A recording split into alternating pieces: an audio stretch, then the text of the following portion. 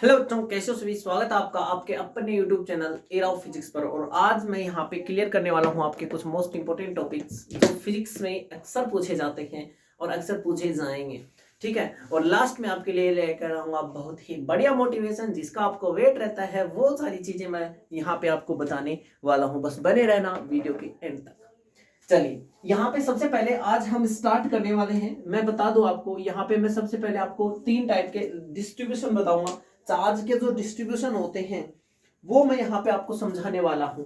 तो सबसे पहले मैं बात करूंगा कि तीन टाइप के डिस्ट्रीब्यूशन हमारे पास होते हैं। क्या होता है कि या तो किसी सरफेस के ऊपर, लीनियर सरफेस के ऊपर डिस्ट्रीब्यूशन हो, या किसी एरिया में डिस्ट्रीब्यूशन हो जाए, किसी सरफेस एरिया में डिस्ट्रीब्यूशन हो जाए। तीसरा आता है कि किसी वॉल्यूम में डिस्ट्रीब्यूशन हो जाए चार्ज का।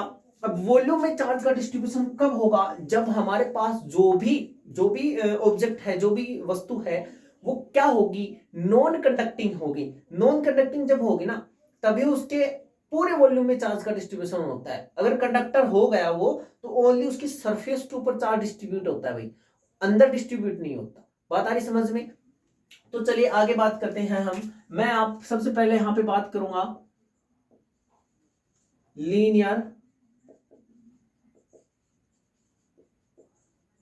Linear charge distribution. Linear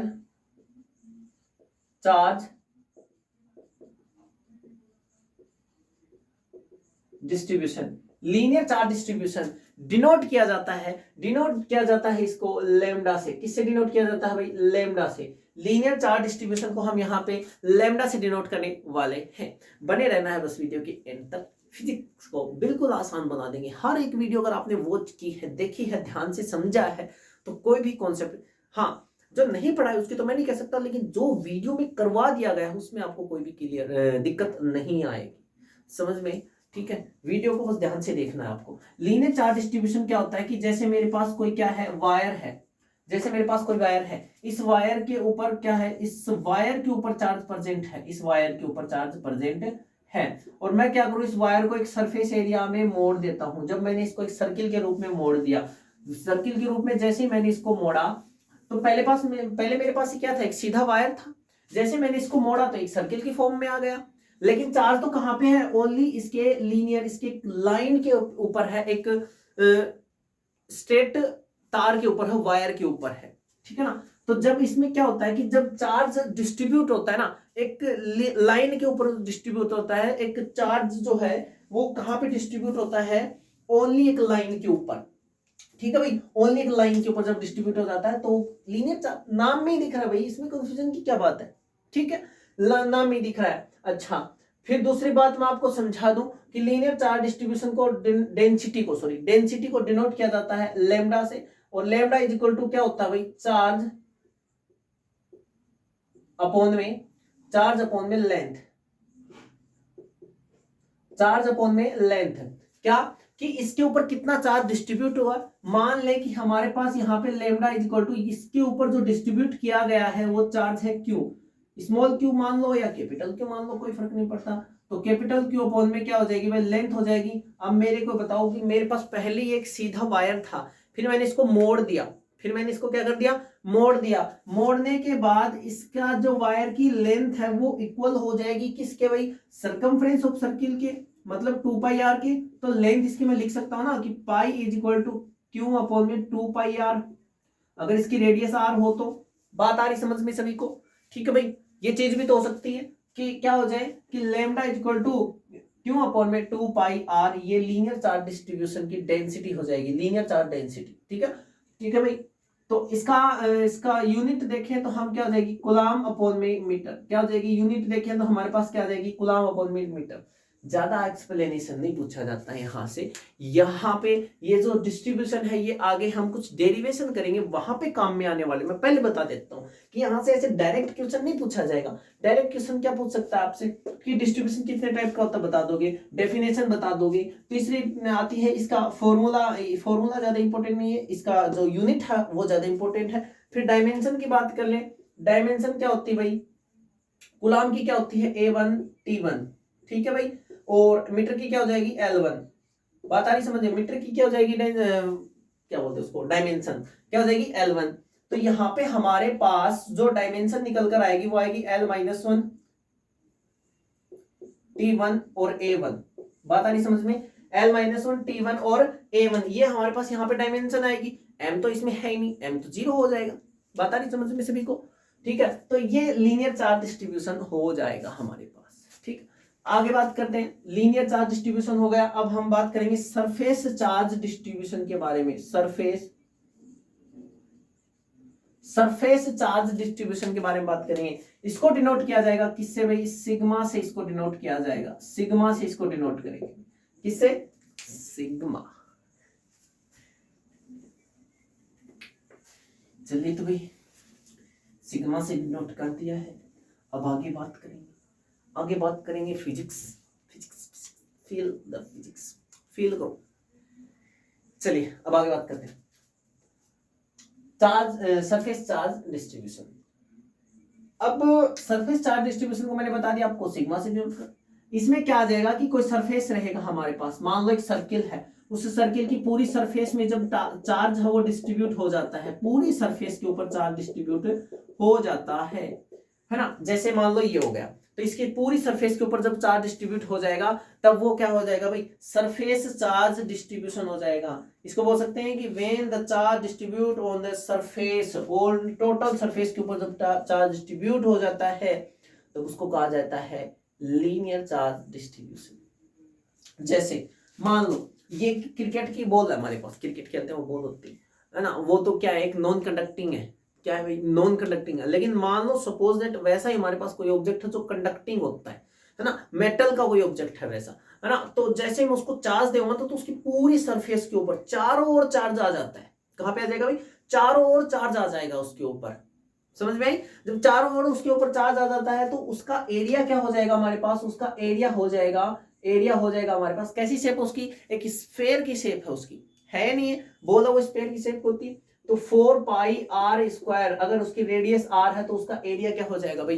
4 pi r square, वहां पे उसका एरिया हो जाएगा।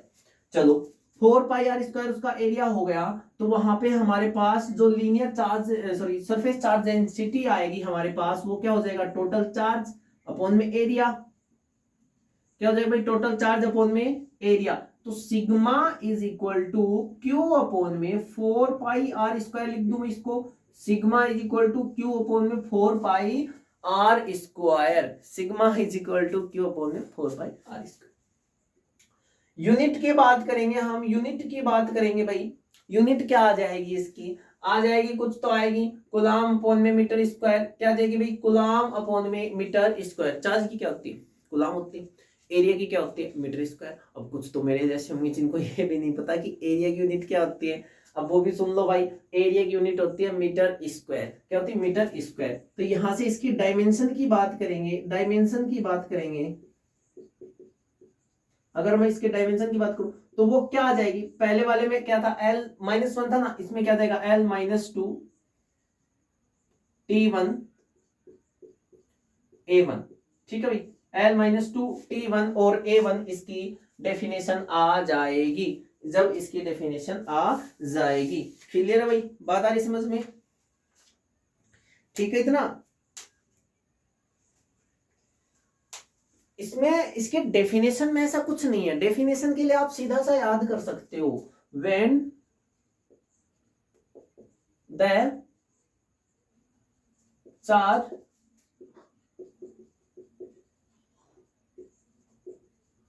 Distributed on surface. जब किसी सरफेस के ऊपर जब चार्ज डिस्ट्रीब्यूट हो जाता है तो उसको कहा दिया जाएगा सरफेस चार्ज डिस्ट्रीब्यूशन। ठीक है भाई? अच्छा एक बात सुनो, जब किसकी बात आएगी? सर्किल की बात आएगी तो उसमें आपको याद रखना है लीनियर चार्ज डिस्ट्रीब्यूशन रहेगा। कैसा रहेगा भाई? लीनियर चार्ज डिस्ट्रीब्यूशन रहेगा। कैसे? क्योंकि सर्किल जब मेरे पास आ गया तो उसकी जो सरफेस है, ये जो सरफेस है, इसके ऊपर तो चार्ज प्रेजेंट होगा, यहां पे थोड़ी आएगा, अंदर तो कुछ है ही नहीं, तो चार्ज कहां से आएगा भाई? बात आ रही समझ में? तो जब सर्किल की बात आएगी ना तो वहां पे आपको याद रखना है कि लीनियर चार्ज डिस्ट्रीब्यूशन ही कहा जाएगा। समझ में? तो देख लो, जब मैं इसको सर्किल को यहां से काट दूं, काट कर मैं एक सीधी लाइन बना सकता हूं इससे, है ना, तो लाइन के ऊपर ही तो डिस्ट्रीब्यूट हुआ चार्ज, समझ गए, तो लाइन के ऊपर डिस्ट्रीब्यूट हो जाएगा तो हम लीनियर चार्ज डिस्ट्रीब्यूशन बोलेंगे इसको। क्लियर भाई, सर्किल में आएगा। फिर जब स्फेयर की बात कर रहा है, यहाँ पे स्फेयर की बात कर रहा है, तो यहाँ पे क्या आ जाएगा, क्या आ जाएगा, सरफेस चार्ज डिस्ट्रीब्यूशन। और वो स्फेयर भी कैसा होना चाहिए भाई, कंडक्टिंग होना चाहिए।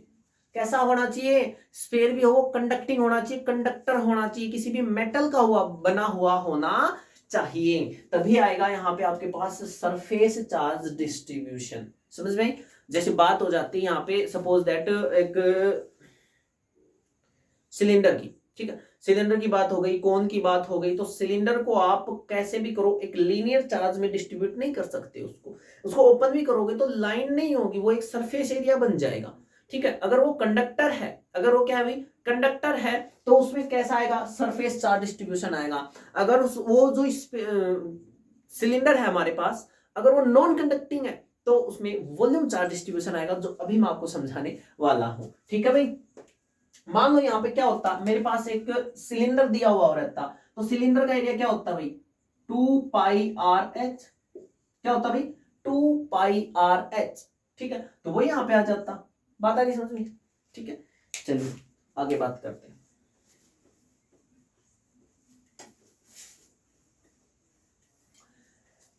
नेक्स्ट टॉपिक हमारा है सरफेस, के बाद में आ जाएगा volume.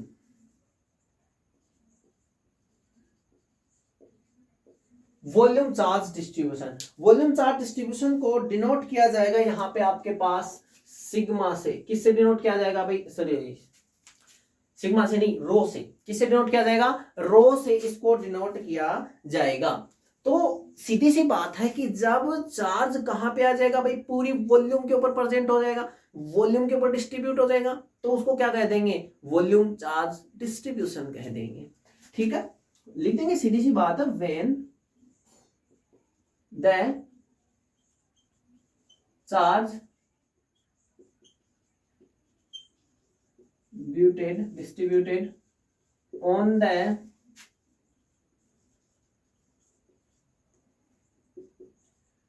Volume, in the volume, पूरी वॉल्यूम में जब चार्ज डिस्ट्रीब्यूट हो जाता है तब उसको कह दिया जाएगा volume charge distribution. Volume charge distribution denote करना मैंने आपको बता दिया कि किससे हो जाएगा, रो से होगा। अच्छा, object must be made of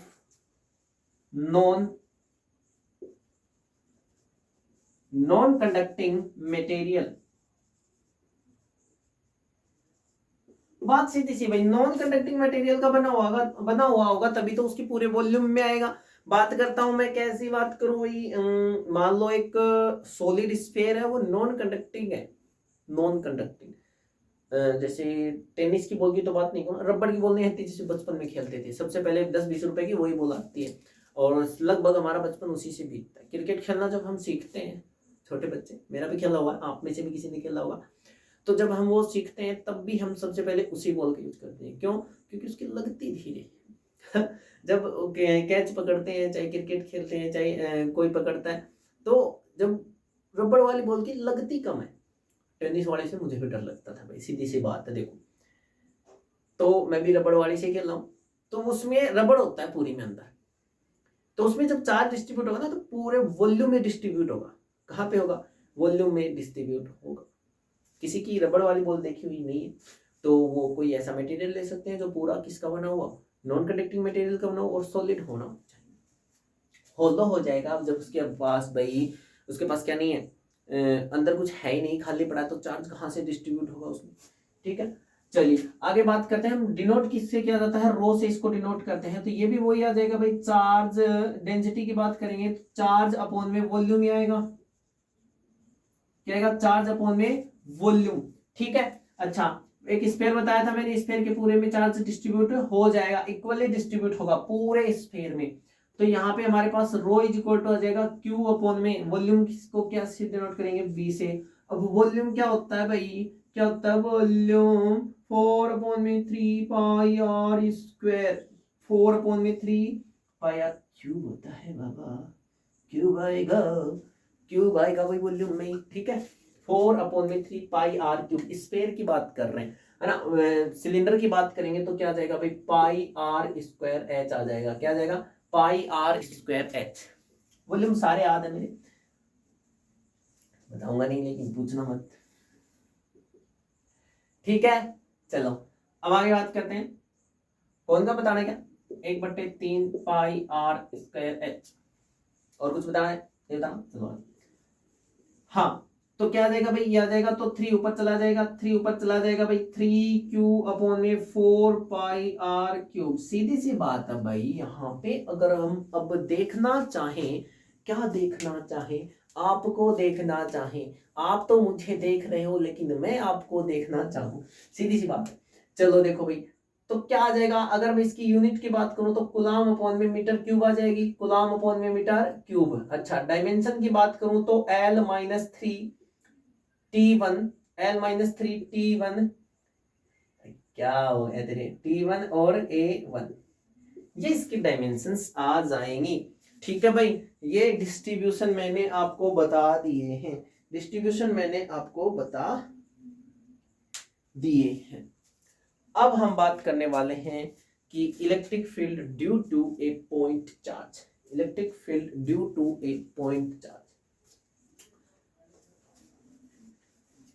motivation, motivation आज आपको मैं आपका बताऊं तो सीधी सी बात है, कुछ शेर लिखा है मैंने आपके लिए, शेर लिखा है कि ए जिंदगी, जिंदगी के ऊपर शेर सुनना ध्यान से, आई होप आपको कुछ समझने को मिलेगा इससे, कि ए जिंदगी तुझे क्या कहूं, मेरे साथ तूने क्या किया, जहां आस का कोई दिया नहीं, मुझे ऐसे नगर में पहुंचा दिया, ना मैं रुक सकूं ना मैं बढ़ सकूं, ना दिल की बात मैं समझ सकूं, तुझे क्या कहूं तूने क्या किया, मुझे मंजिलों की खबर तो दी मगर रास्तों को उलझा दिया, ए जिंदगी तुझे क्या पता यहाँ किसने किसको गवा दिया, ए जिंदगी तुझे क्या कहूं मेरे साथ तूने क्या किया, ठीक है।